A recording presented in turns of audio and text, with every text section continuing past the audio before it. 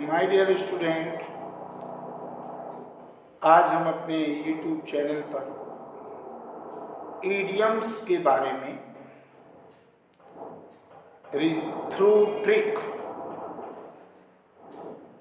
Idioms कैसे solve करें, क्योंकि ईडियम्स हर कॉम्पिटिटिव एग्जाम्स में आते हैं और ईडियम्स के लिए आप अगर उसको क्रैमिंग करते हैं, रटते हैं, तो कब तक रटेंगे। ईडियम्स को रटने के लिए आप क्या क्या करेंगे, कहाँ तक रटेंगे। तो इसके लिए ज़रूरी ये है कि आप कुछ तरीका अपनाएं। तो मैं उसके ऊपर प्रकाश डालता हूँ। First of all I would like to tell you, idiom का मतलब ये मैंने कोशिश की है कि आपको ईडियम की परिभाषा एक बना करके दिया जाए जिससे आपको सरल हो जाता है। एक्चुअली जो ईडियम है उसमें, जिसको हिंदी में मुहावरा कहते हैं, तो आई फॉर आर्टिकल कर दीजिए, डी फॉर डेफिनेशन, फिर आई आया इन, फिर ओ फॉर ऑब्जेक्टिव और फिर एम फॉर मैटर।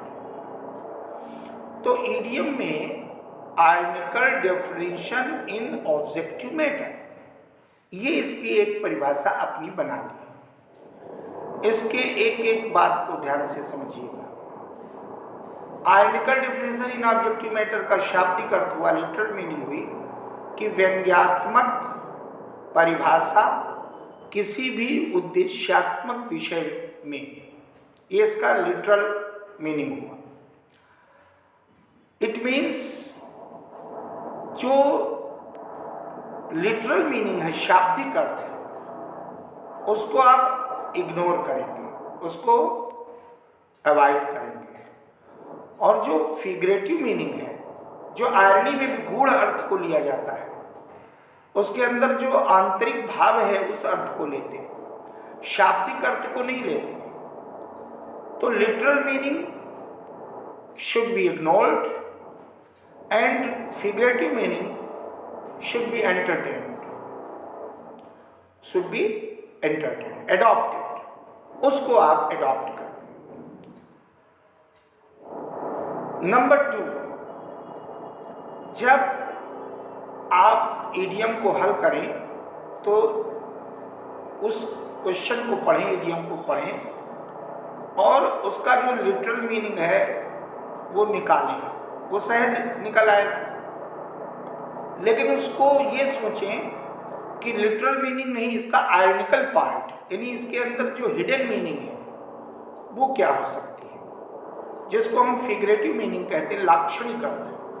इस किस बात को इंगित कर रहा है, क्योंकि मुहावरे में शब्द जो होते हैं वो कहीं न कहीं संकेत करते हैं गंभीर विषय, उस भाव को लेना है। अब उस भाव को लेना है कि ये पॉजिटिव सेंस दे रहा है कि नेगेटिव सेंस दे रहा है। दो ही सेंस होते हैं, सकारात्मक और नकारात्मक। तो आप ये सोचें कि यहाँ पर सकारात्मक अगर भाव दे रहा है तो वैसा सेलेक्ट करें, 4 ऑप्शंस होते हैं परीक्षा में। नकारात्मक दे रहा तो वैसा सेलेक्ट करें। अब मैं इस ट्रिक को आपको शुरू करता हूं कि कैसे कैसे इसको आप फॉलो करेंगे और अप्लाई करेंगे, और देखेंगे कि धीरे धीरे जो प्रैक्टिस होगी आपकी वो इतनी परिपुष्ट हो जाएगी, परफेक्ट हो जाएगी कि आपको रटने की जरूरत नहीं। जो असंभव है रटना, फिर परीक्षा में क्या आए ये कौन जानता। इसलिए उसको थ्रू ट्रिक समझ लोगे तो एक तरीका आपको मालूम हो जाएगा कि how to solve accurately the questions pertaining to idioms and phrases at the drop of the hat. अब यहाँ पर एक ऑप्शन 4 दिए हैं। As soon as it was spoken, done easily without any preparation, done in an instant, after something is done, at the drop of the hat. इसका जो शाब्दिक अर्थ है, लिटरल मीनिंग हुई कि टोपी का एट द ड्रॉप, टोपी के गिरने पर। अब एट द, इसका शाब्दिक अर्थ हुआ टोपी के गिरने पर। अब जो चीज आप ड्रॉप की कर गए, यानी छोड़ दें, और हेड क्यों कह रहा है, हेड की ओर इंगित कर रहा है, तो हेड शीर्ष पे होती है, सिर पे होती है, सबसे सर पे सब धारण करते हैं। तो जो भी आपके दिमाग में है, सिर में है, हेड में, उसको आप ड्रॉप कर दें, अर्थात उसको करने में समर्थ, उसको दिखाने में, व्यक्त करने में समर्थ। तो as soon as it was spoken, इसका तो अर्थ हुआ कि तुरंत जो ही बोले, डन इजली, आसानी से किया जाए बिना किसी तैयारी के, डन इन एन स्टोन, उदाहरण के रूप में किया जाए, आफ्टर समथिंग इज डन, कुछ जो किया गया है उसके बाद। ये जो भाव है इन चारों में एप्रोप्रिएटनेस जब आप देखते हैं तो done easily without any preparation, यानी कि आपने ज़्यादा माथापच्ची नहीं की, इजली वो हो गया, ड्रॉप हो गया। इसलिए एप्रोप्रिएट आंसर जब आप इसका करेंगे तो आ जाएगा डन इजली। क्या आ जाएगा? Done easily without any preparation. इसके बाद दूसरा क्वेश्चन आपका शुरू होता है, keep at bay, keep at bay. अब कीप एट बे में देखिए, कीप माने सुरक्षित रखना, रखना, बे कहते हैं खाड़ी को, शाब्दिक अर्थ में कीप एट बे यानी खाड़ी में रखना। अब देखिए लॉजिक कैसे चलेगा, खाड़ी गहरी होती है, संभव है कोई चीज आपके निकट तो होगी नहीं, तो जो मीनिंग फिगरेटिव है उसको पकड़ेंगे। Keep at distance, keep at the sea shore, keep in mind, keep thinking about something. तो जब हम कहते हैं कीप एट डिस्टेंस, जिसका मतलब है दूर पे रखना, फिर समुद्र के तट पे रखना, दूसरे का मतलब दिमाग में रखना, तीसरे का मतलब, और चौथे का मतलब है कि किसी के बारे में कुछ सोचना, कुछ थिंकिंग बना रखना, विचार रखना। तो जो चीज आपसे गहरी है अर्थात दूर है, तो उसके लिए एप्रोप्रिएट ऑप्शन क्या होगा? उसके लिए एप्रोप्रिएट ऑप्शन होगा कीप एट ए डिस्टेंस। और इस प्रकार से एप्रोप्रिएट आंसर हो गया ए।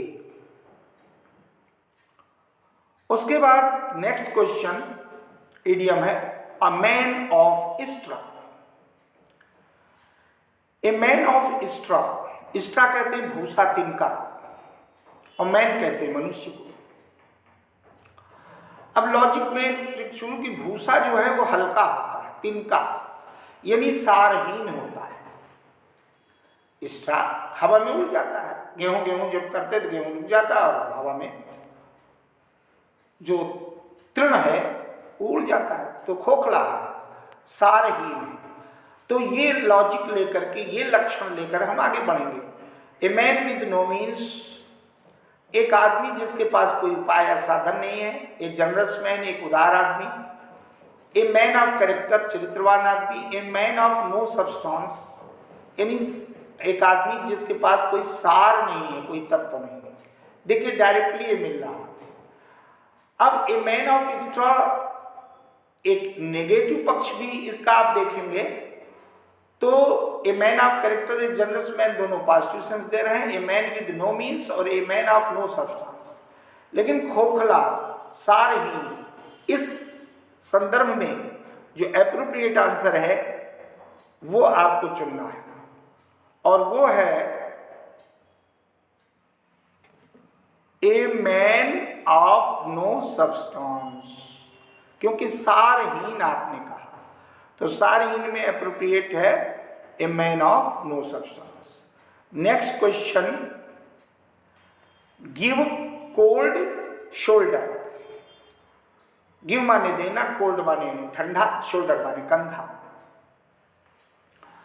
अब इसका शाब्दिक अर्थ हो गया कि जो अटपटा लगेगा आपको, शाब्दिक अर्थ, लाक्षणिक अर्थ सारगर्भित होगा, जो फिगरेटिव मीनिंग है। तो गिव कोल्ड शोल्डर यानी कि ठंडा कंधा देना। इसका मतलब गर्मजोशी से नहीं, उत्साहपूर्वक नहीं।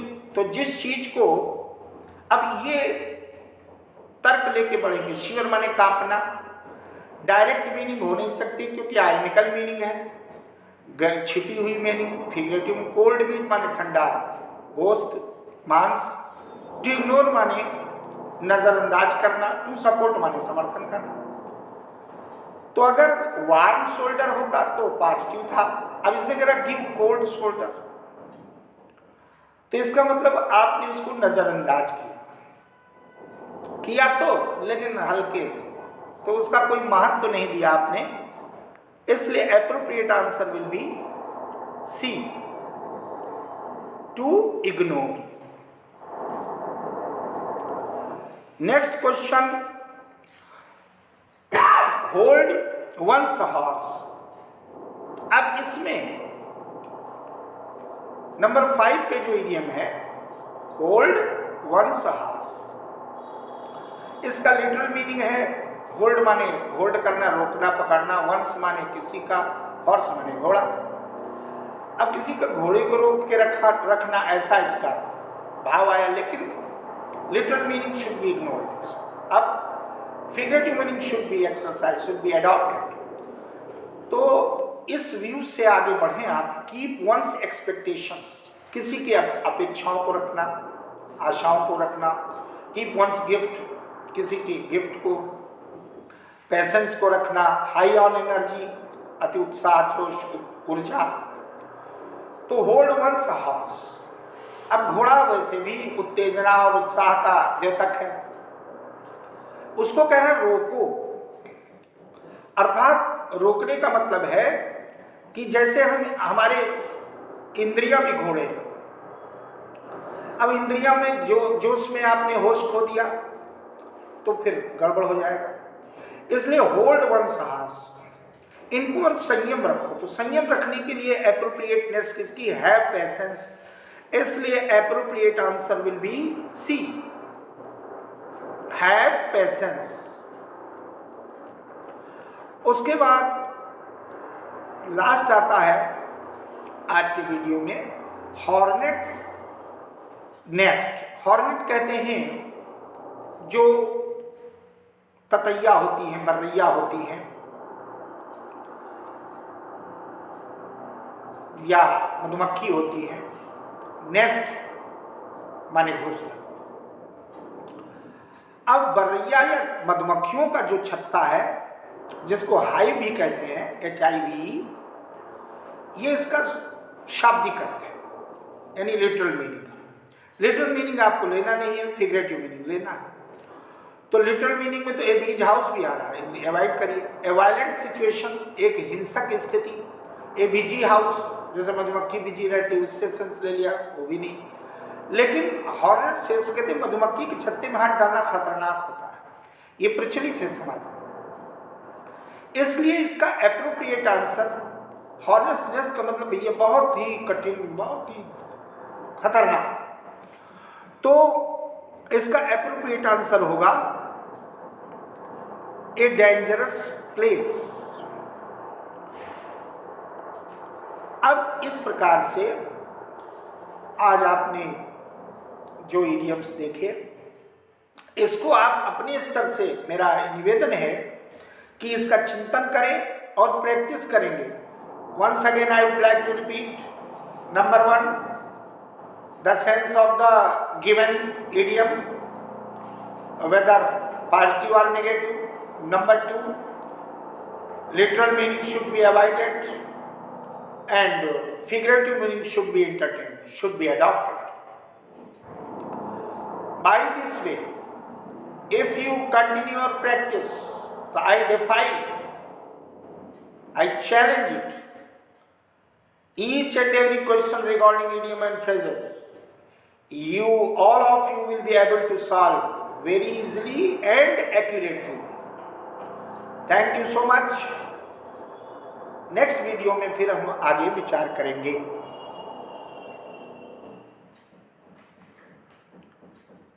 That's all.